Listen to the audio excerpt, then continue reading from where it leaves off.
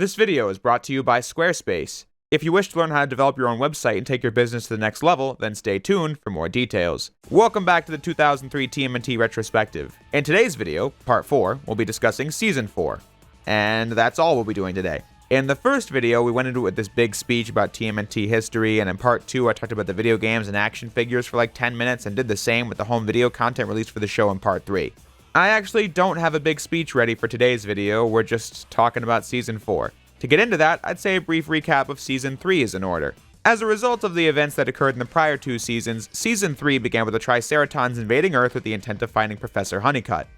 After the Triceratons left the Earth, New York City is decimated as a result of the conflict, which the Shredder used as an opportunity to build up his image as the savior of New York by conducting citywide salvage operations that he really used to gather alien technology that he could use to escape the Earth and get revenge upon the other members of his race, the Utroms. That was the main plot of Season 3, but we were also introduced to other important elements and characters, such as Agent Bishop, who runs a government organization going back decades upon decades that is dedicated to protecting the Earth from aliens, including the Shredder.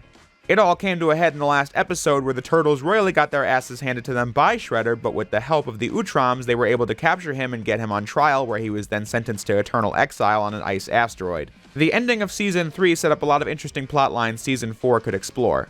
For starters, you have the Turtles in this injured state. How will that play a role? What is Karai going to do next now that she'll most likely lead the Foot Clan with the Shredder gone? What of Hun and the Purple Dragons?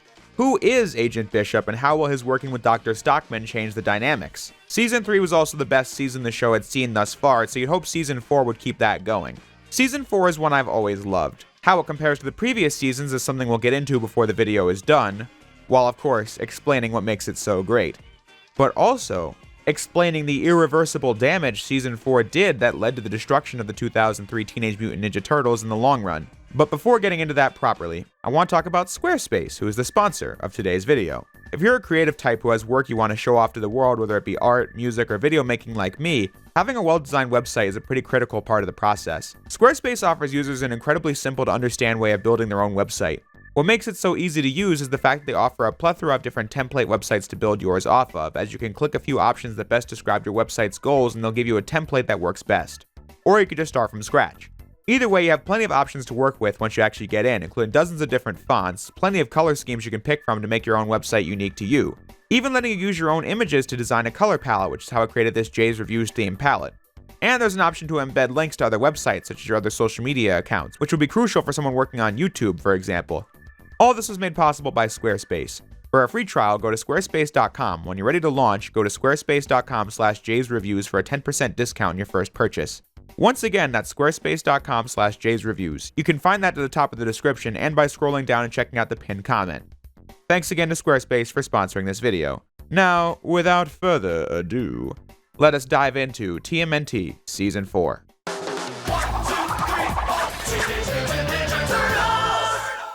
In my notes here, it says to talk about Season 4's opening, but that actually has a double meaning in this case. I would like to talk about the opening episodes of Season 4, but we have to talk about the actual opening of the show in Season 4.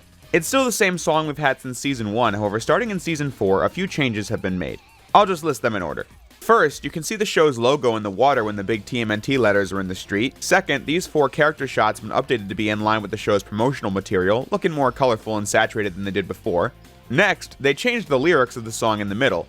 In the first 3 seasons, the opening song had a portion dedicated to the 4 rules of being a ninja. Not that there actually is a thing like that, but you can see the lyrics on the screen. Starting with Season 4, they do a bit where they highlight each turtle's name and a thing about their personality, although I must say, these lyrics pale in comparison to the classic series intro, and I mean big time. But then, instead of this shot of the turtles and Casey in the air, we get a brief montage of villains, Agent Bishop, Dr. Stockman, and Hun. They replaced these still frames of action with Casey, April, and Master Splinter battling some foot goons. These 4 portraits of the turtles have been replaced with these ones that are also more colorful and saturated, reflecting the characters we see on this show much more than what we had before. Lastly, the iconic bit where they said, "Watch out for Shredder!" has been replaced by Mikey saying, "He shredded Shredder!" They really wanted you to know that they meant it this time. Shirel, the Utrom Shredder, was gone for good. Past that, the rest of the intro remains the same from how it was in the previous seasons. But those are all decent changes. The last one I mentioned highlighting the dedication to continuity. Season 3's ending changed the dynamics of the show, and the intro is already putting that into action. The entire first half of this season is dedicated to showing the fallout of Shredder's exodus. Beginning in episode 1, Cousin Sid, as the Turtles, Splinter, Casey, and April are once again taking a trip to Casey's family farmhouse. The individual plot lines these first 3 episodes aren't super important, as the first shows Casey's gambling addict cousin Sid in trouble with the Purple Dragons. Episode 2, The People's Choice, seeing a political conflict from another planet mix in with the Turtles' camping trip, and Episode 3, Sons of the Silent Age, being about the Turtles, plus Casey and April fighting to destroy a nuclear power plant that threatens the environment, as well as a nest of eggs housing merpeople. These creatures were first seen in Season 3 when we saw them as one of the mutated human species that the Atlanteans held as slaves, this being the last generation of the merpeople, as the group feels obliged to help save them. Like I said, nothing super important here, it's the character dynamics that matter most.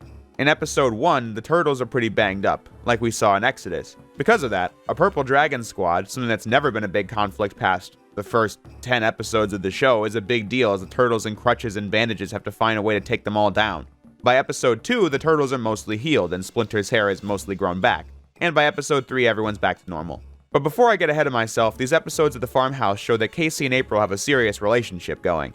The previous seasons had so much going on that I didn't have a good chance to mention it, but that's a plotline they've been building up since episode 5 of season 1.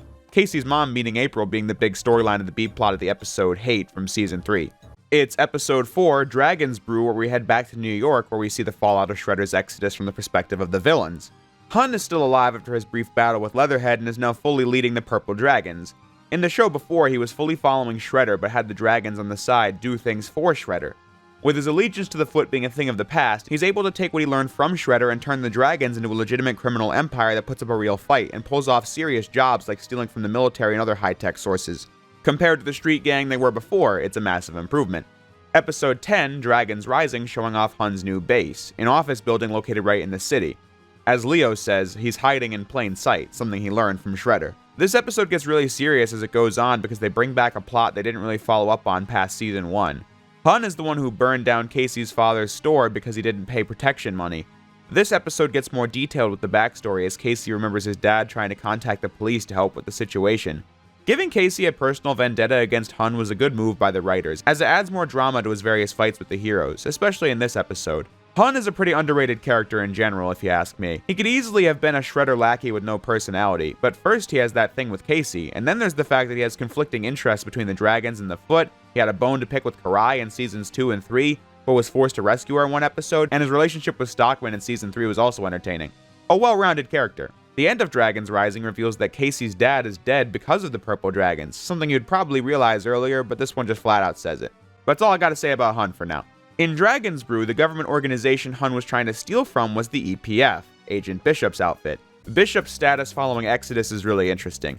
The first time we see him in season 4 is Dragon's Brew. He's at the White House meeting with the president, and it turns out he's in really big trouble. First, the president points out something you probably wouldn't even think of your first time watching the series. When the Triceratons invaded Earth, Bishop and the EPF were completely useless. It was the Turtles and Professor Honeycutt that saved the day by disabling the Federation ships while Traximus dismantled Zanramon's dictatorship over the Triceratons. It was because of Bishop that the Federation was even on Earth. His idea was to get one side to kill the other and the winner gets Honeycutt.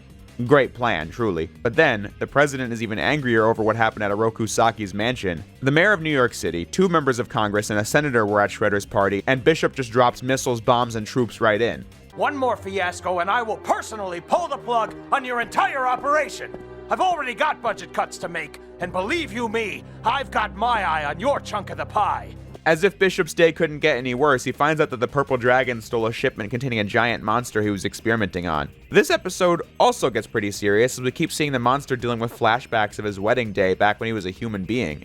Agent Bishop being the best man. The writers were able to get around outright saying what happened by giving us all the pieces needed to see how evil Bishop is. The final piece of the puzzle being this line he says to a lackey. If you haven't located the exact position of T9581 in 30 seconds, you're going to be volunteering for genetic research. Bishop was friends with this naval officer and convinced him to be a part of his research. The end result is him being this disgusting monster that needs to be put down. I say this episode is serious because the monster remembers his previous life. Bishop has no problem doing this sort of thing to people if it means protecting the Earth in his twisted definition of the phrase. The episode shows the monster's wife and child at the end, as it's pretty likely she doesn't even know what happened to her husband. Then there's the fact that this episode has some body horror in it as the monster gets split in half and the 2 halves join back together. A sign of things to come in season 4. While not dealing with Bishop himself, the very next episode, I, Monster, shows the aftermath of another Bishop experiment. The super soldier the Turtles battled in Season 3 drifted off in the sewers until arriving at this rundown part of the city where he battles the Turtles again, only he's insane now and leads an army of rats. This being the 2003 take on the regular TMNT antagonist, the Rat King. The last of the early episodes to deal with Agent Bishop is Episode 9, Aliens Among Us. The opening stinger shows Bishop alongside his EPF goons blasting a UFO out of the sky and capturing the alien inside. As established in the last video, Bishop's been at this for a while, and he will do anything to further his cause, something this episode is all about. Bishop's a complete psycho, and with his funding potentially being cut, he comes up with a scheme to make sure that never happens. Using the alien technology he's hoarded over the decades, he gets Stockman to create an army of fake aliens that will attack the president while he's giving a speech in New York. The sky is littered with UFOs, but only one of them is real and the rest are illusions. The plan is to put a little fear into the president, then capture him, only for Bishop and his team to swoop in and rescue the president, making him so thankful for the EPF they'll continue being funded. Despite the Turtles trying to get involved, this only makes the situation better for Bishop because the president thinks they are also aliens trying to kill him, ensuring the continued funding of the EPF. This isn't the most exciting episode, you won't be on the edge of your seat in this one, but I just think it's interesting because we see just how far Bishop's willing to go to protect the Earth. I just find him a really interesting character because of all this. But I must point out something that got screwed up. While the president is praising the work of the Earth Protection Force, he keeps calling it the Earth Defense Force. I would like to thank the Earth Defense Force for rescuing me from the invaders. When the name is the EPF, something this logo on Bishop's base shows at the start of this very episode. But hey, Mephiles also came from the Book of Darkness in that one cutscene of Sonic 06, and guess 4Kids makes those screw-ups every now and again. The end of this episode has some interesting setups. For one, this happens. And I have their assurance that the invaders will be hunted down. Yeah, that won't be a story later in the series. And for once, I'm serious when I say that. This is a red herring. Alien turtle monsters were on the news, but this is going nowhere. The writers want your attention on that while using this episode to set up what will be the main conflict of the season's back half. When defeated, the fake aliens blow up and release goo all over the surrounding area, something the episode makes light of.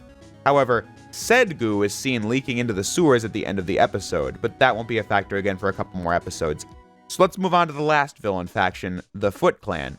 The first time we see an episode with the Foot as a threat is episode 8, Bad Day, where a meditation session is interrupted by a flood in the lair that drowns Clunk and almost kills Mikey. And geez, haven't even been going on for 5 minutes and the cat is dead. The group goes to the surface only to be cornered by Agent Bishop, who's here to reveal the Turtles to the world as they try to escape with Casey and April, who get blown up by missiles while the group watches in horror. While you're left to process that, Shredder returns to announce that he's responsible for the whole thing as he's teamed up with Agent Bishop and the EPF, Karai, Hun and the Dragons, along with Stockman to kill the Turtles once and for all. Before you can even begin to comprehend if that makes sense or not, which it doesn't, you get this fight between the Turtles and Shredder, which has always been one of my favorites in the whole show, as it's possibly the most brutal we've seen. One where the group gets a combined one hit in on him like it's Season 1 cranked up to 11.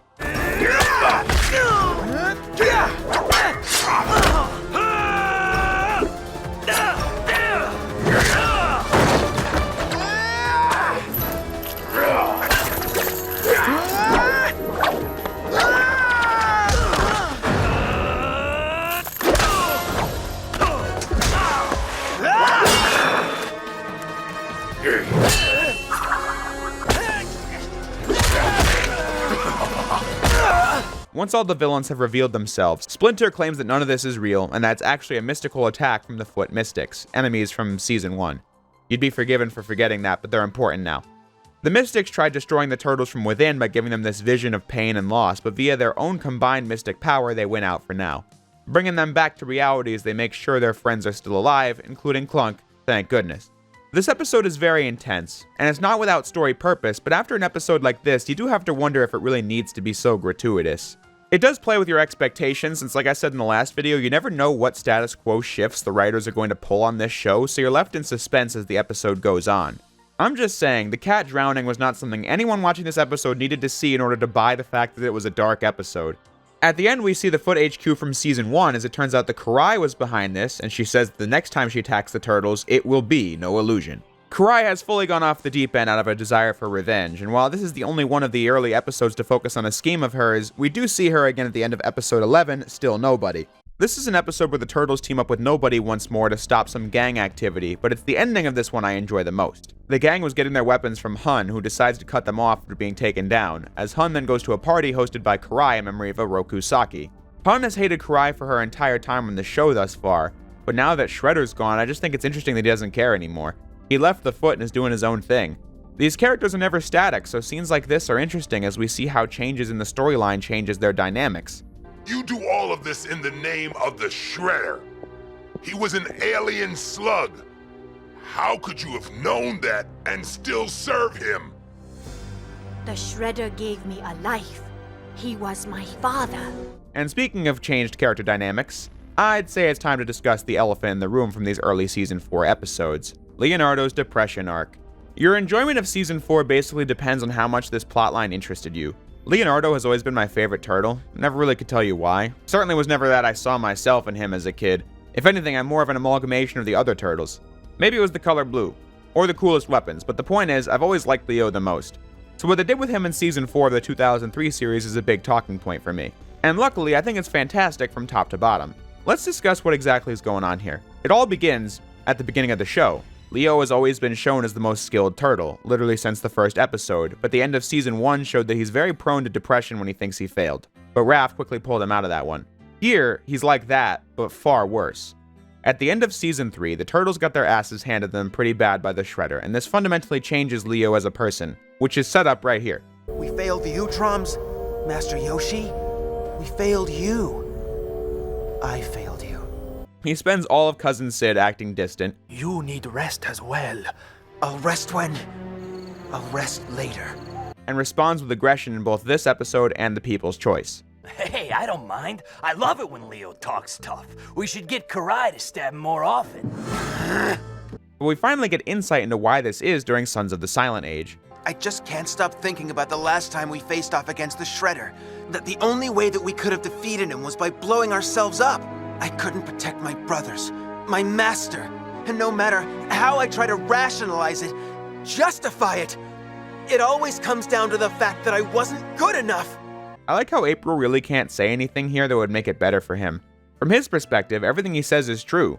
Without the Utroms saving them at the last second, the Turtles would all be dead.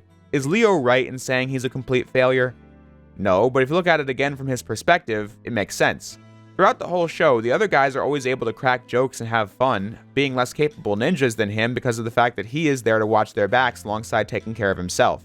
That's a lot of responsibility to take on, and for Leo to see Master Splinter get taken down by the Shredder, not be able to save him, and then get beat by Karai only to wake up and see your brothers got wrecked without you to back them up. That sounds awful.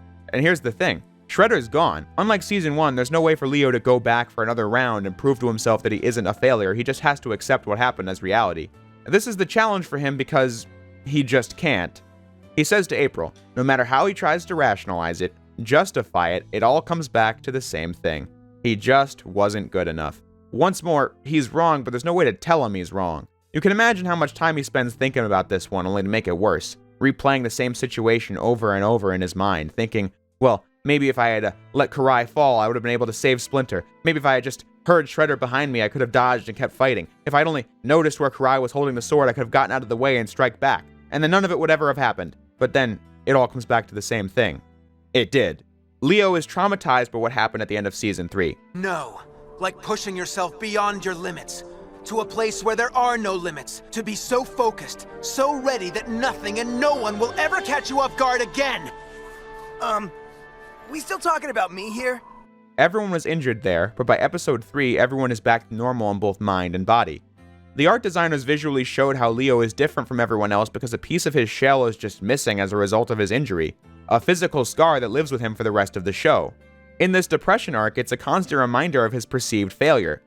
Because of the fact that Leo cannot accept what happened, nor can he change it, what changes is his personality. This is my favorite part about it. They gradually show his descent, as at first, he's distant. Then he's just sad, as seen in Sons of the Silent Age. But this transforms into full aggression and hostility. He makes the team train non-stop because he thinks that if he does, then he'll never lose again, acting in ways that are really out of character.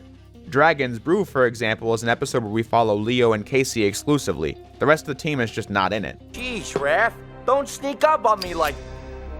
Whoa, Leo. What do I owe the honor? He fights the Rat King alone and destroys the guy in a way he wished he could in Season 3, and while these are just showings of him acting different, it gets worse as he snaps back at Master Splinter in Bad Day. I do what I have to protect this family. As do I. Back to meditation. And then explodes on his brothers and Casey at the end of Dragon's Rising. Is that good enough for you? Is it? We're always one step behind. We act like a bunch of amateurs. How many times are we gonna get beaten before you guys wise up and realize this isn't a game?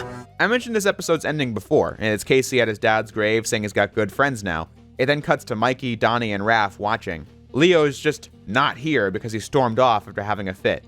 I think that's intentional. You understand why this is happening to him, but it's awful to act like this. Not to be there for people when you should be, and then being an energy vampire when you are around. Take episode 12, All Hallows Thieves, for example. The turtles reflect on how Master Splinter would take them trick-or-treating when they were kids because this was the only time of year where they'd look normal just walking around. And Leo just says this. Guys, we're in the middle of doing something here, remember? The statue? Maybe he's right because they are on a mission, but who would want to be around this guy? He's a bundle of negativity almost all the time. If you found Leo insufferable during this crop of episodes, I think that's by design. You know what's wrong with him, but you have to watch him get worse and worse as the episodes go on and start getting annoyed by the routine. This comes to a boiling point in episode 14, The Ancient One. You have not been yourself. You must release what festers within you. Your family will help you, Leonardo. Leo has so little control over his temper that this happens. When are you going to teach me something I don't already know? Are you okay? Leo, what the shell is your problem? Master, I'm so sorry. I didn't mean to hurt you. I just lost control. Master Splinter puts it pretty well in the next scene. We were all badly wounded in our final confrontation with the Shredder. Your brothers and I have healed, but you have not. It's time for Leo to get his shit together, and Splinter's solution is that he must travel to Japan and receive training from a master called the Ancient One, who is Master Yoshi's sensei. This is one of my favorite episodes of the show, as they do the Empire Strikes Back routine where Leo meets the Ancient One early on, but doesn't know it's him as he acts like a peasant that will guide him to the Ancient One. While on the way, he receives several lessons that don't really hit home for him, such as a warrior who attacks in anger is destined to fail, something we've seen before in this season with Leo. The next test is when Leo is faced with a battle against ghosts that he can't win. The only way for him to stay alive is to surrender and admit defeat, then the ghosts will leave him alone. He goes into the same routine about failing, again, but the Ancient One just says, "You alive, right? A warrior who never fails, never learns." That's such an important lesson for him because that is where his family was at the start of the season. The Shredder's gone and they're all alive. That should be good enough. As I said, none of these lessons internalized for him until the final one. Leo must battle against his greatest foe, a giant rock monster he can't beat no matter how hard he tries. I love this scene so much. While Leo's getting beat up by the rock monster, his mind keeps flashing to the same thing it has been for months. Help me! I'm hurt! We're not gonna make it! Leo! Help me! Help me! Leo! The Shredder's coming for us! You gotta do something! Do something! Ah! Save us, Leonardo. We are all counting on you, my son. I'm sorry. But in an explosion of emotions, he wins when he accepts the real truth. I did the best I could! I did the best I could! He tried his best. It didn't end well, didn't go how he would have hoped it did, but you can't change that, you just have to live with it. The rock monster is revealed as Leo. He himself is his own worst enemy. His mind created this thought loop, and giving it more validation over time made it worse. If there was nothing more you could have done, why do you punish yourself so? Now, from what I hear, this arc was viewed as the prime example of this show being edgy and emo, because we have Leo getting so angsty that he attacks Master Splinter. Who needs this drama? It should just be turtles fighting bad guys. I don't agree, and here's why. Simple superhero fun for a young audience has its place. I would never say it doesn't. But there's nothing wrong with a show going to the places this show did with Leo's arc here. It's moments like this that allow a show such as this to go beyond something you remember fondly from childhood into something you'll keep enjoying later in life. There are things I liked as a kid that I wouldn't be caught dead watching now because it's not made for adults, which, like I said, is fine. But a show like this can be appreciated by kids because of the high-speed ninja action, but the showrunners are trying to make an effort to be relatable to audiences of all ages. If you're an adult or even a teenager and you've suffered from depression or trauma, you can relate to the story they're telling here about Leo on a much deeper level than you ever could if you were 5 years old. Now, the next episode, Scion of the Shredder, is a big one. Splinter and the remaining turtles are at the lair until a full-scale foot attack force blasts their way in, as it's revealed that Karai has assumed the mantle of the Shredder and is here for revenge. A detail the show has been setting up for since Season 2 is that Karai's ninjas are better trained than Shirel's, making them tougher to beat. In an episode like this, you feel it as the turtles are completely cornered and losing at their home base. We're only at the halfway point of Season 4, and I must say, credit to the team behind this show for consistently finding new ways to make the turtles' fighting feel fresh. They constantly introduce new enemies and creatures to battle so that the action stays interesting. For example, the Foot now has these giant robots that get into the mix and start destroying stuff, in addition to the group having to deal with the more elite warriors. Karai as the Shredder isn't something this show spends a lot of episodes on, so I have to appreciate how much damage they show her doing and what little screen time she gets as an antagonist. In this episode alone, the Foot have invaded the turtles' lair, something Shirel was never able to accomplish despite trying. She destroys the orb of Master Yoshi that the Utroms gave to Master Splinter in Season 2. The orb gave Splinter a spiritual connection to Master Yoshi, and now it's smashed. With intent to kill, Karai is really powerful, going toe-to-toe with and gaining the upper hand against Master Splinter. The turtles are forced to retreat, and Karai has the entire lair leveled. And while they try to escape in their various vehicles, Karai sees to it that they all get hunted down and seemingly killed, ending with Karai leaving a warning for Leo at April's place. That's a pretty impactful list of damages she does in just one episode. But what I think is an even more interesting discussion than that would be how Karai's personality has changed. In this episode, she's completely off the deep end. Here I'm going to say the writers could have done a better job filling in the blanks. The idea here is for Leonardo and Karai to be two sides of the same coin. Both of them refuse to accept what happened at the end of Season 3, and that has led to them spiraling out of control. However, we don't get any of that from Karai's perspective, when Leo's descent was shown throughout the entire first half of the season. When Karai first appears in Bad Day, she's already immersed in psycho-villainy. I don't know how they'd be able to go about showing her side of the story since she's not a part of the stories they told in the first half of the season, but still, she goes from relatively level-headed to out of her mind, and that jump is jarring. I can only conclude that the idea was that she went through the same thing as Leo, because otherwise her words and actions don't make that much sense. She publicly pledges to continue the humanitarian efforts of Oroku Saki in New York City, but she already knows that those were all fronts for illegal activity, which she's now doing herself. Here's what I think would have improved the situation. We know that she's been gaslit by the Shredder for her entire life, and maybe they could have just shown the result of that by showing the mental loops that got her to this point, like reliving the ending of Season 3 herself, thinking back on how bad it was of her to stop Shredder from killing the turtles because he raised me, so I have no right to do that.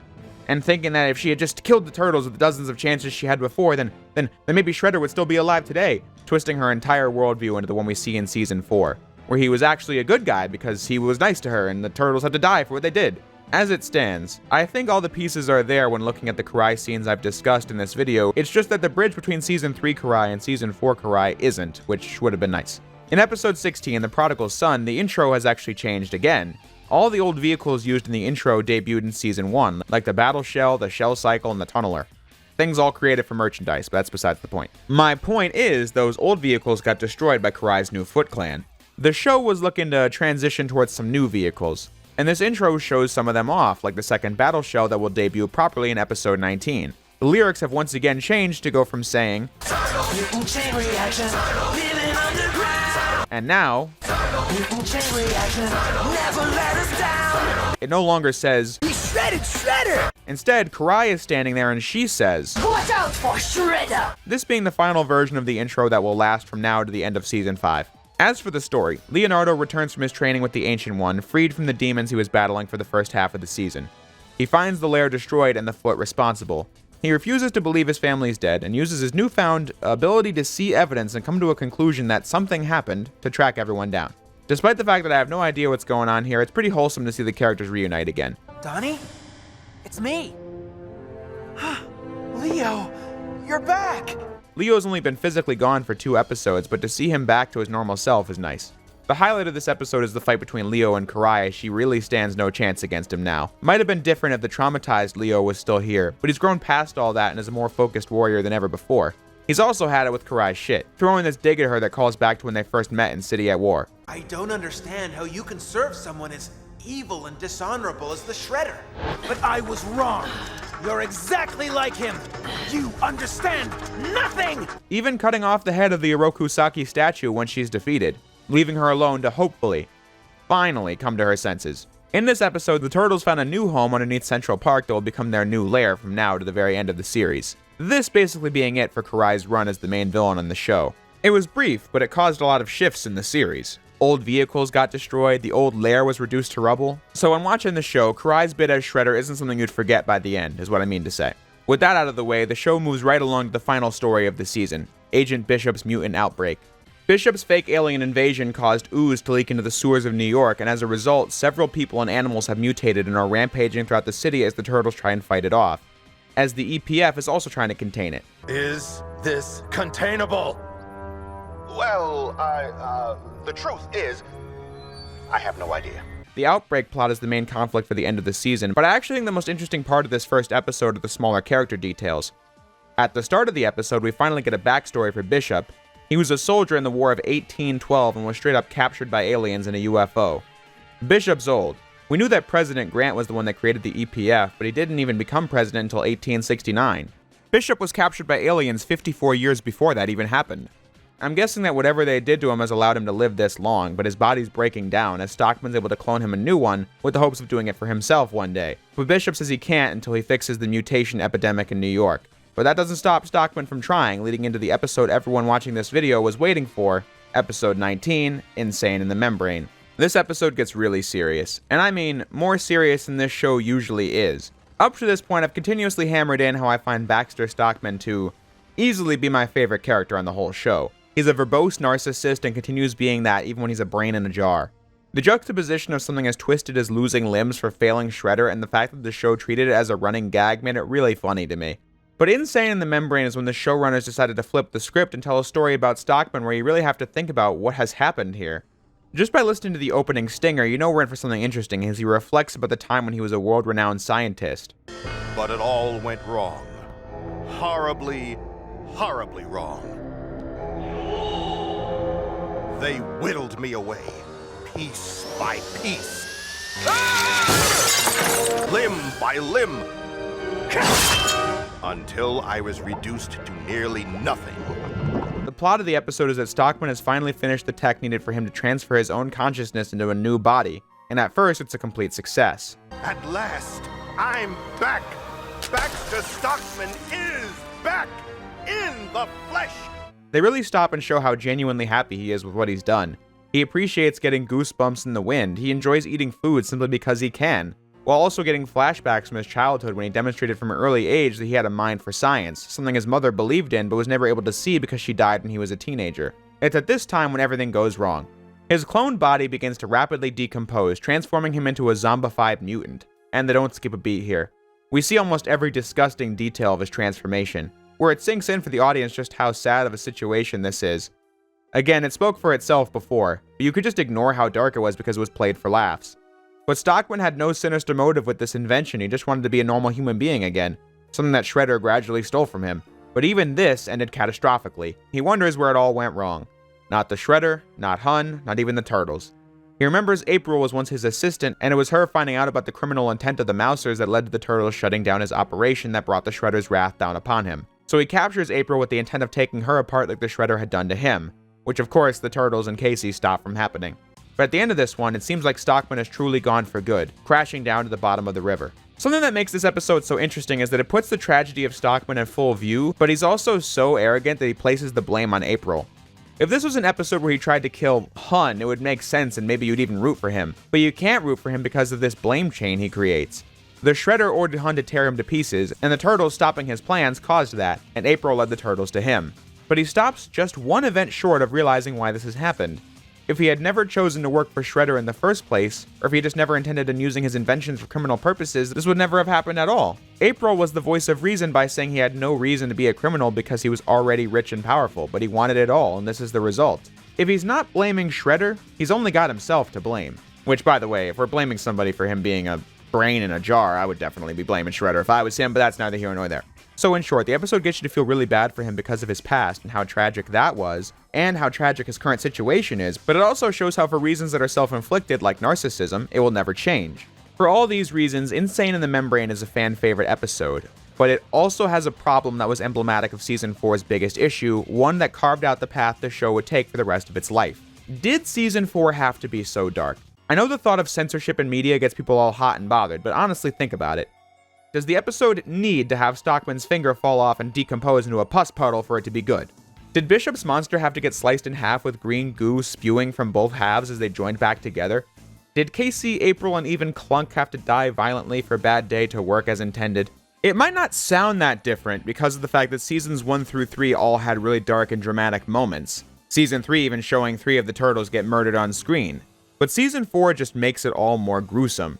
You'd really have to watch Season 4 for yourself just to see how much further this one goes. I think Season 4 is great, as the video has shown, and in many of the ways it gets more serious, like Casey's drama and Dragons Rising or Leo's depression arc, I love it. And I don't mind how dark Season 4 got, but in hindsight, I believe the team was flying way too close to the sun here. It's to the point where Insane in the Membrane was never aired in the US. It got released on the DVD for Season 4, and was even on the 4Kids website as it's a fully finished episode, but due to a management shift at 4Kids when this episode was being made, the higher-ups just did not allow it to air, believing that it was so gratuitous that it was not appropriate for the younger audience the show was targeting. And yeah, I completely see why. This show was allowed to get away with a lot of shit other shows wouldn't have been able to, but this, I just don't know how you can be making a show for kids and have things like this happen. It's just not necessary. As we'll see, Season 4 being so dark is what, in large part, caused Season 5 to be straight to DVD and Season 6 radically changing the tone and aesthetic to be more child-friendly. I think it all goes back to Season 4. As much as I enjoy the season, I have to admit that Fast Forward doesn't come from nowhere. This is the double-edged sword of Season 4. It's hardcore, meaning that there's a lot of content to enjoy while watching it, but it led to the downfall of the 2003 series in the long run. When deciding on how you feel about Season 4, I guess you have to decide which of those two is more important to you. Now, that would be a natural point to end the video on, but the season isn't over yet. I've barely talked about the smaller episodes thus far, and I largely don't have a need to do so. Season 4, just like Season 3, is a collection of absolute winners. But episodes like A Wing and a Prayer, Samurai Tourist, Trouble with Augie, or Return of Savanti don't really warrant a discussion since it would all be stuff I've talked about before. Their show's world building and commitment to continuity is fantastic. But a smaller episode I would like to mention would be episode 22, Tales of Yoshi. This one's about Leo telling the rest of his family about the backstory of Master Yoshi, a story the Ancient One started telling Leo at the end of episode 14, detailing Yoshi's meeting the Ancient One on the streets as a poor kid in a post-war Japan, as the Ancient One took in both Yoshi and his best friend Yukio Mashimi. The two were raised as brothers, but Yoshi was always more talented, even when they both became guardians for the Utroms, something the episode also explained the backstory of, in addition to giving the backstory for how Master Splinter came to meet Yoshi as well. Back to the plot. Both of the guys were in love with a woman named Tang Shen, and when she chose Yoshi, Mashimi killed her and joined the Shredder, telling him where the Utroms were so he could take revenge on Yoshi. I get the sense that they were really missing having the Utrom Shredder on the show, as it's always entertaining to see him come back. I swear on my life! Yes, on your life. And they get the chance to tell more of his story in an episode like this one. Although I do have to bring up a plot hole they introduced via this episode. In Secret Origins Part 3, it's made pretty clear that Shredder hasn't seen the Utroms in 1,000 years. I have anticipated this moment for nearly 10 centuries. I'm surprised that with your genius, it took you 1,000 years to find us. The issues with that on its own were explored in depth in the Season 2 video, but now we see the Shredder attack the Utroms just a couple decades ago. He directly saw Mortu right there. This episode established Shredder's attack as the reason the Utroms left for New York. So that's an inconsistency. But to remind the audience, I'm just bringing this up because I noticed it, not because it's a bad episode. In fact, it's quite good. Even showing how Shredder came to know of Hamato Yoshi, explaining why he in particular was hunted down by the Shredder in New York. But having covered that smaller episode, the story of the mutant outbreak comes to a close in the episodes Adventures in Turtle Sitting and Good Genes. Back when the outbreak first happened, Donnie got sliced by one of the mutants, and as a result he had a cold in all the following episodes. Adventures in Turtle Sitting being when it gets so bad that he couldn't tag along with his brothers anymore and stays with April and Casey up until he transforms into a giant mutant himself, as the Turtles team up with Leatherhead to capture Don. Meanwhile, Agent Bishop found Stockman and brought him back to life. And it goes back to being funny, I'm not gonna lie.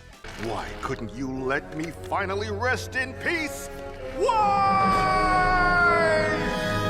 Having Donatello be the turtle that gets transformed into the monster works well for several reasons. One of them being that the team can't turn to him for a magic cure he whipped up. That would be his job, but he's the monster. Which leads into Good Genes Parts 1 and 2, where the Turtles bring Don to Bishop in the hopes that he has a cure. In exchange, Bishop demands that the Turtles break into Foot HQ and steal an artifact from Karai called the Heart of Tengu, as a mysterious figure told Bishop it was a source of great power. The Heart of Tengu being what Karai and Shirel before her used to command the power of the Foot Mystics. But without it, their sole goal is to resurrect the real Shredder. Before I can even think about that, let's get this over with. I mean, this script is somehow almost as long as Season 3, despite the fact that I didn't talk about video games, comics, DVDs, or any of that stuff. Needless to say, the Turtles get the heart and give it to Bishop. For Donatello's sake, Leatherhead's able to put aside the trauma of working with Stockman in the past and having been tortured by Bishop and help Stockman create an Outbreak vaccine which is used on Don and the rest of the city. Bishop even mentioned that Leatherhead might even be smarter than Stockman, which I thought was funny.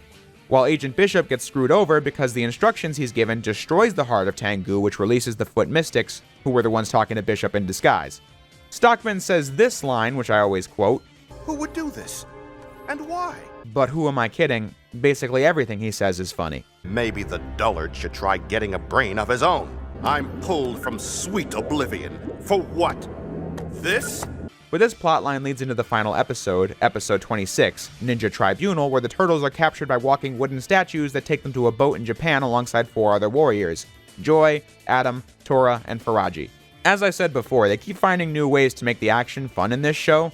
Now we have walking tree trunks, as Raph put it, that are basically invincible. It's a good fight scene that starts the episode, and it comes with comedic moments like Mikey having a nunchuck face-off with one of the statues. Kinda reminds me of the scene in the first Turtles movie that's like that. All 8 of these characters were captured by the Ninja Tribunal, 4 warriors that look like the Shredder that intend to train the group for what great evil is coming, as Master Splinter and the Ancient One set out to save the Turtles. Which, yeah, the Ancient One came to New York because of what happened at the end of Tales of Yoshi, where the Ninja Tribunal first appeared and said they were going to judge the Turtles. But that's the note Season 4 goes out on. Not much of a finale episode, as its purpose is to set up Season 5. Good Genes is the conclusion of Season 4. I really can't talk about the Ninja Tribunal episode on its own because all of its storytelling just leads into Season 5, so it's all better saved for the next video anyway. It's a good episode, but like I said, it just doesn't really tie into the story this season was telling. So therefore, there's not much for me to say about it at this point. But anyway, let's talk about Season 4 as a whole. Is it as good as Season 3? No. Season 3 masterfully told one continuous story across its 26 episodes that was really compelling, which will always keep it at the top of the pile. Season 4 is great, like I said, but I just think Season 3 was a little better. I'd also rather rewatch Season 1 since its take on the Turtles' origin was just so definitive. But I do think Season 4 is better than Season 2, however, all 4 are great, as the title of these videos claims. Now, I do think Season 4 being as dark as it is can be blamed for the direction the show took, but I won't hold that against Season 4. I'll instead just explain it in more depth in the next 2 videos. Because when we meet next, we'll be discussing Season 5, the Ninja Tribunal season, the Lost season, whatever you want to call it. Then, right after, we'll be discussing Season 6, Fast Forward. So I hope you guys are looking forward to that. In the meantime, thanks everyone for watching, and I'll see you next time.